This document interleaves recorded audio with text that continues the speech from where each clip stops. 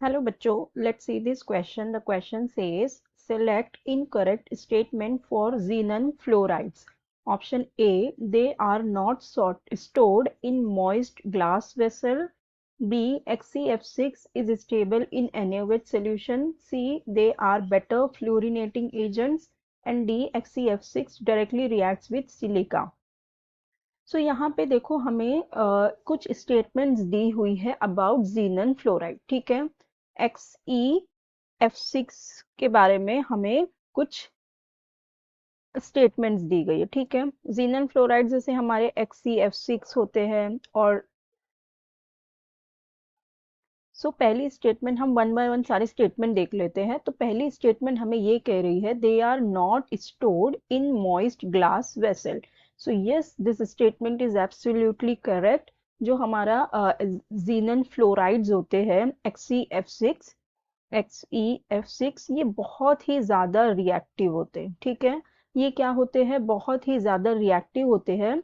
And it can not be stored and it can not be stored in glass कह लो या इन quartz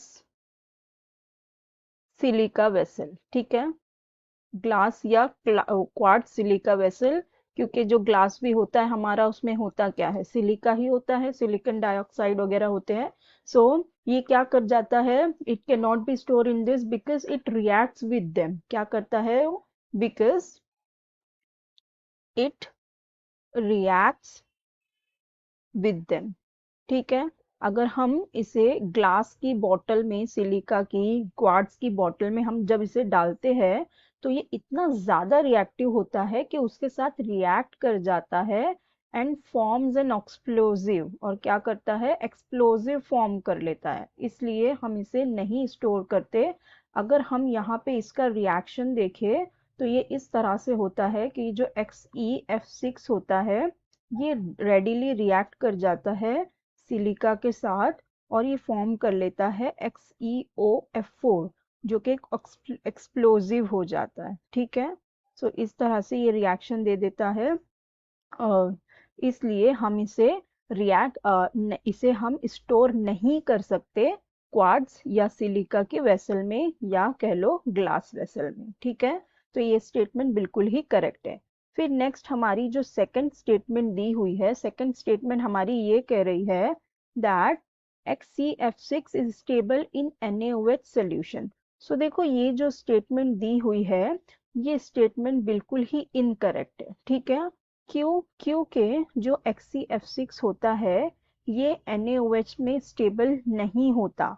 अगर हम XeF6 को ये हमारा A था, ये B हो गया।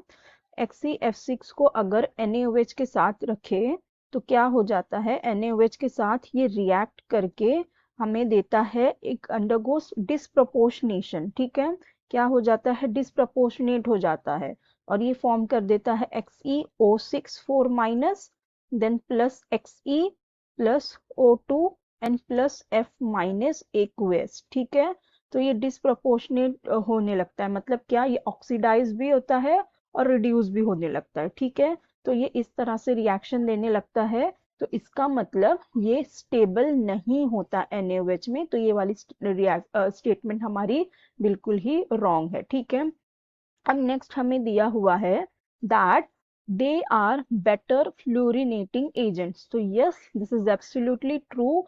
जो हमारे जीनन फ्लोराइड्स होते हैं ये एकदम बहुत ही अच्छे फ्लोरिनेटिंग एजेंट होते हैं। ठीक है, मतलब ये क्या करते हैं, they reacts with the fluoride ion acceptors. ठीक है, ये क्या करते हैं, दे रिएक्ट विथ फ्लोराइड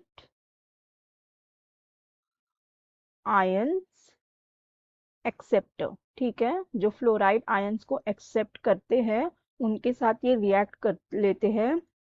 अगर हम एग्जांपल देखें लाइक PF5 सॉरी PF5 के साथ रिएक्ट कर जाते हैं, देन SbF5, देन AsF5। ये सब क्या होते हैं, they are fluoride ions acceptor.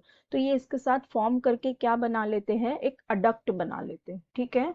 ये क्या बना लेते हैं, अडक्ट बना लेते हैं, in which the fluoride change to cationic species, ठीक है, जहाँ पे वो अपना कैटायनिक स्पीशीज चेंज कर लेते हैं, ठीक है।